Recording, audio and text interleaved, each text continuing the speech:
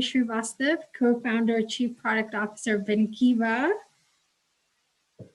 I'm going to go to my left, which is Nick. Happy New Year, everyone. Nick Lamparelli, chief underwriting officer at Rethought and podcaster over at Coverager. Happy New Year, everyone. Hi, Bobbie. Hi, Brent. Hey. Yeah, Happy New Year, everyone. It's been a wonderful start to the new year. I'm Brent Williams, founder and CEO of BenAkiva.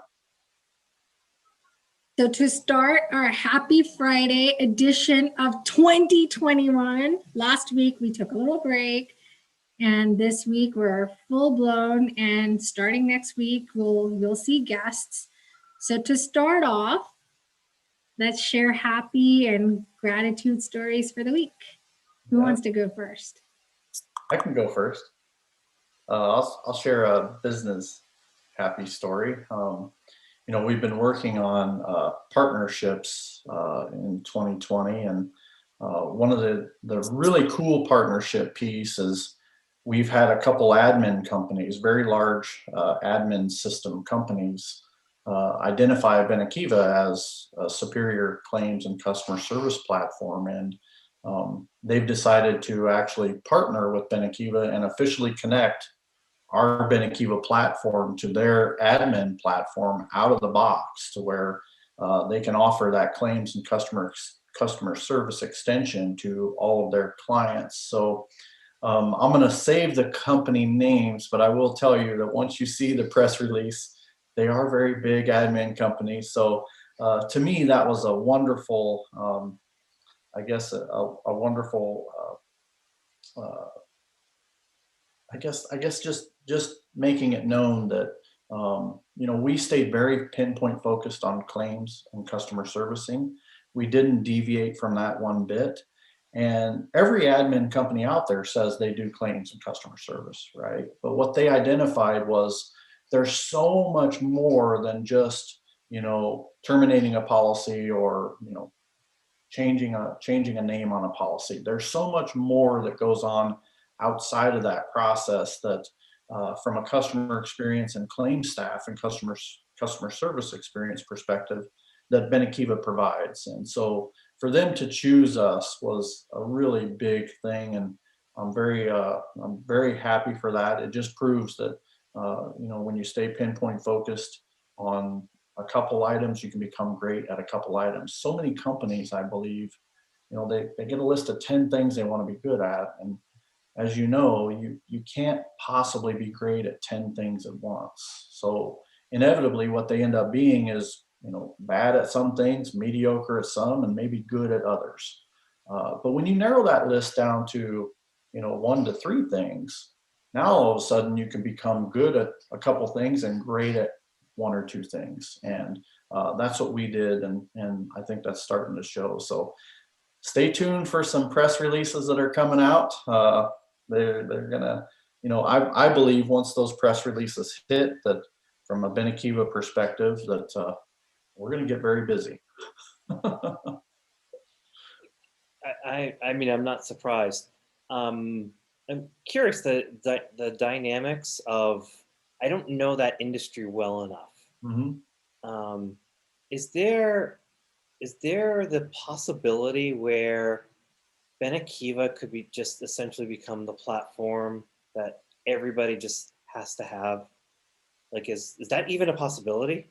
It very well is, because the big differentiator for BenAkiva is we're admin agnostic. So we can connect to green screens, we can connect to latest admin systems and everything in between.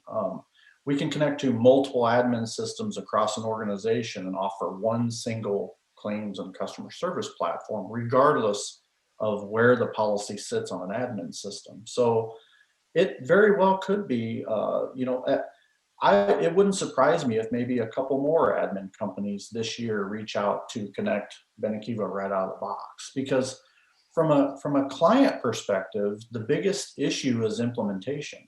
Well, if we're connected right out of the box, implementation went from this to this. Yeah. So now it's not as easy as flipping on a switch. I don't want to devalue the implementation process, but it does shrink that implementation quite a bit, being officially connected right out of the box. And Nick, one of the things in our industry, which is this word implementation, it's such a bad word in our industry because the minute you talk about implementation, people just like have these bad memories of, oh my God, I've gone through this pain. And, you know, we were talking to a carrier that said it took them 2 years to implement a claim solution. For us, the longest time it's taken, aside from the first customer, I'm not even going to count. So the other customers, one customer, 4 months. And this was deeply integrated into their multiple, like an admin system with imaging and all that. Green screen. For our crawl phase, we did it in 6 weeks. Yeah.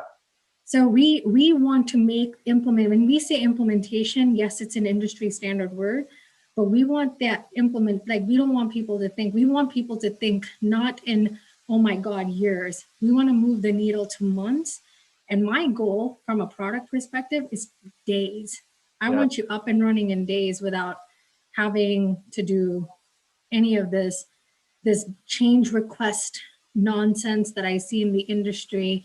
None of that with BenAkiva. And it's because I've lived that pain with other vendors, and I don't want to be that vendor to say, oh yeah, if you want this change, I'll charge you. You know, that's just not how we operate. If it's in our system, we'll do it. It's there, use it. Yeah, just this past week, I learned about someone I used to work with at one of my old companies who, you know, after a long vetting process, they made a decision to buy a particular platform, very expensive. The implementation of it was a disaster. Yeah. And she got fired because of that. My experience has been with these platforms that it's the implementation that's the most time-consuming, most painful element of that whole thing. And so the way you're talking about it, Bobbie and Brent, it reminds me of like, this is the element that makes like your technology easy to use. Like Amazon, it's, you know, swipe or push a button and you can buy something now. Ours is so complex. It's the implementation element that makes BenAkiva easy to use, easy to do business with type of thing. I love that. Yeah. And it's not like we have lack of features. We are a full-blown claim solution from intake to payout, but our implementation is a science. Like we have it to a science. We know we've got professionals doing it. It's not somebody that graduated college. These are solution architects, but it's not with the intent of I'm in and I want the implementation to be long because I want to charge you more change requests. Right. That's what most vendors do. Right. And we are a product company. We want to implement and get done so that we can go serve another customer. Yeah. That's what gets me excited is how we're building our company is with a very, like, we now have a say in doing these practices that we've been burned in corporate and been burned ourselves. And we're saying, nope, we're going to really make it easy. And some of our partners may look at us and say, oh, you just cost us, but we can't have that short mindset. We're looking at it from a long-term point of view. Yeah. I just get such a kick out of people who are so good at what they do and so excited about what they do. You called it science. To me, it's just like you guys are like you guys are master craftsmen. It's an art. It's basically like this beautiful thing that you guys are so proud of because it's your art and it's your voice. It's very unique to you, which means no one can really copy it because it's yours. You know, it's kind of like an extension of your personality and character. Yeah. Love it. Cool. So that's my happy Friday story. My turn. So I got two quick ones. Well, one quick one, one business, one personal. Personal one is I've been very quiet on Twitter. So for anyone that's watching this, I picked it up a little bit last couple of days, but I've been very quiet, and you can imagine why. So I won't even talk about that.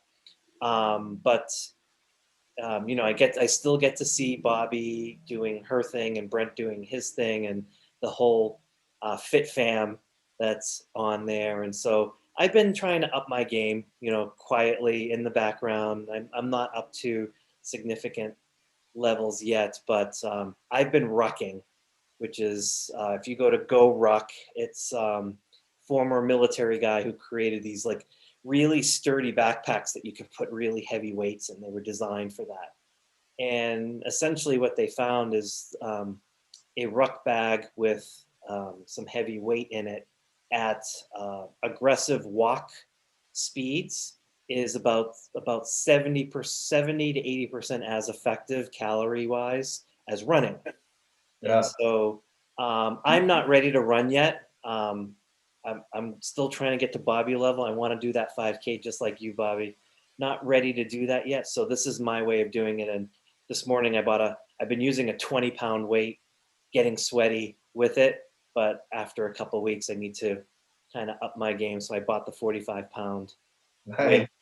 And it's going to come. I'm going to put that in. And while the weather's still cool here in Florida, I'm going to sweat it up. So that's my personal happy story, bumping up that. And on the business side, my company's been in the middle of a Series A fundraise.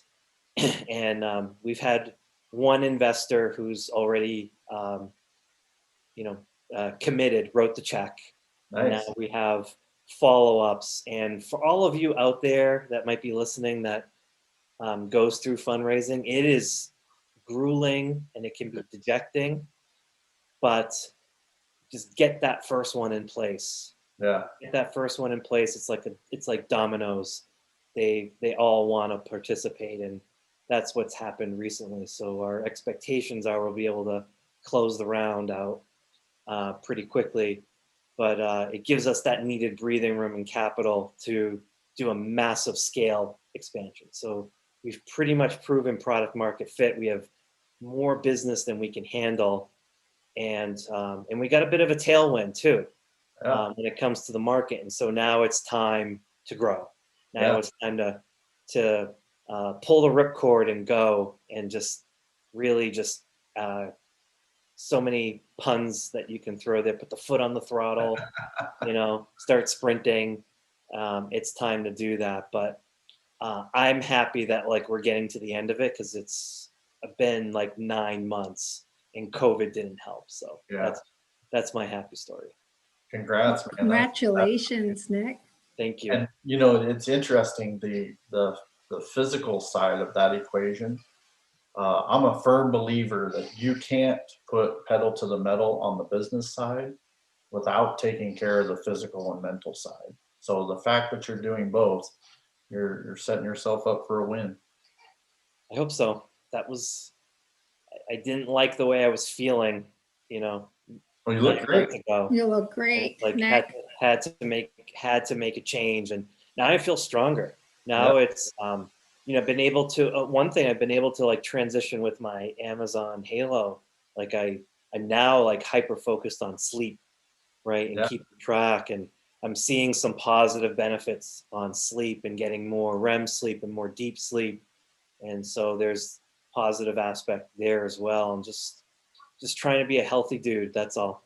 It's funny that you bring up sleep, because I'm a big advocate of getting enough sleep, almost to the point to where there's a lot of times where I might be in bed and sleeping by 8:30 or 9 o'clock, because I get up at 4:30. So I don't want to stay up till 10, 11, 12 o'clock at night. I want to make sure that I get enough of that sleep. So I have buddies that'll make fun of me because, they're out drinking with the guys, and 11 o'clock at night, and they're texting me, and of course I don't answer because I'm sleeping.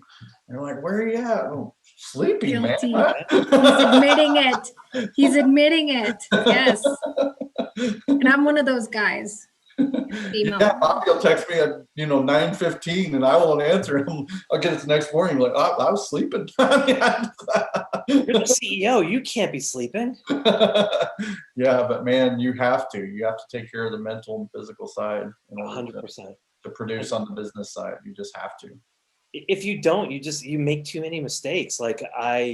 it's the sharpen the saw philosophy from Stephen Covey's 7 Habits. Yep. It's if you don't sharpen that saw, you're basically chopping down a tree with a dull saw. It makes no sense. You're wasting your time putting all of this extra effort in. You have to keep yourself sharp. Yep. You know, physically, mentally, sleep and diet so important to all of that. I would rather have fewer hours but sharper hours than longer hours where I'm making mistakes or doing stupid things and just hating it. You know. Agree. And Nick, congratulations on the Series A, almost like in that very few, if you look at the statistics, a lot of founders get to that seed level. Very few make it to that Series A. Yeah. After Series A becomes easier, according to research, but getting that Series A money is good. Yeah. Very few startups get to that level. And with a great coming panel of investors who will be able to open doors and do stuff, you know, that's just going to be amazing. Yeah. To me, I believe when it comes to raising capital, that needs to be, you know, money is obvious. You know, when you're raising capital, you need the money. But the flip side of that is, I believe those investors need to bring something to the business to accelerate the business. I mean, money's the easy part, you know, but if they can help you grow the business by putting you in contact with potential clients, that's real capital. Yeah, with you, 100%. It magnifies the capital. It really amplifies it. Absolutely. You know, they put their capital in, and it's an alignment of interests. Like for future rounds and other things, you know, they not only do they have the investment, but they've potentially opened some doors as well. That it's going to make that investment more interesting. But you know, if they see progress, then they're much more interested to want to participate later on as well. Yeah, absolutely. The team, I'll wrap up our happy story with, I'll share one on the business and on a personal as well. So on the business side, we're onboarding and training folks. And this week we found out what our contracts for one of our customers were signed. I believe 12/31 was the signature date. And we are scheduled with implementation. And the great news is that the person I hired in January will be implementing already in February. So we're like, welcome to BenAkiva, fast pace. But it's such a like, it's good to see, like, you know, we knew our implementations were going to get ramped up, but we've already got one scheduled. That made me very happy in the fact that, you know, now we've got very good, talented people to actually do it. So the founders don't have to be in so much of the day-to-day. That's my goal this year, is getting my team activated so that I can focus more on sales and like strategy and vision for where we're taking our product and the company with the other two, with Brent and Sylvan. So I can see that. So like seeing that light outside the tunnel is like amazing, even though it's a long tunnel, but I see light. So it makes me happy. And then the second piece is more on the fit side. I love like our Twitter group, but like now Nigel created a like a list of fit family and insurance. And it's so cool to see that number getting increase and increase and increase. And everybody's talking about biking, and you got to put your post out there on your rucking. I think that would inspire a lot of people that, you know, because there is a big bike community and there's a big like weightlifting community. I will. And you should do that, because I think that got me interested to say, I want to go Google rucking. And because I do a lot of walking, I've incorporated, I've been very, so team guys, I've been very militant about my steps. And when I say steps, like I have a goal of reaching, not only doing my workouts don't count, because workouts don't give you steps. They just give you like, you know, like activity. Steps, I'm It's 9,000 is my goal a day. So on average, I hit 5 days out of 7. I will celebrate when I hit 7 of 7. What I did though is I put a treadmill in my room. So at nighttime, before I go to bed, if I'm not at 9,000, I'm stepping on the treadmill and just 9,000 and getting my steps in. So it's just been good. It's been kind of cool, and it's been kind of like people are like, my family is like, oh my God, you are taking this serious. I'm like, 9,000 steps, 9,000 steps. I gotta make it. I love it.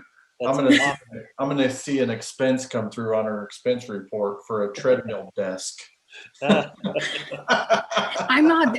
I can't do the treadmill desk. I've tried it in corporate, and it's just not like, doesn't fit my personality style. So I think I'll save that budget item for something else. That's great, Bobbie. I started at 10K and was hitting it, and you get on such a momentum that I bumped up my goal for that. Yesterday was just one of those days where I had a lot of calls I could just take on my phone, and I took them outside. And when I got to the end of the day, I'm like, I think I did a lot of steps. I looked at my watch. It was 30,000 steps. Like, I had meeting after meeting. So I'd have a meeting, come home, get a cup of water, put my ruck back on, dial in, go back out, have another meeting. Yeah. Awesome. That's what happens. So like, you get, it's addicting. I want to get one of those shirts that says like, I live to fill my rings or something. It's like obsessed with it. Yeah. It does become obsessive, but it's a good, I say to people, do you want me being obsessed over something else? Like a bad habit? Gambling? Or a good habit? This drinking? Is good habits. It's a good habit, yeah. If you're going to get obsessed over something, this is one of those things. Okay, team. Well, this is our episode of our 2021 Happy Friday. And next week, we'll have another guest. And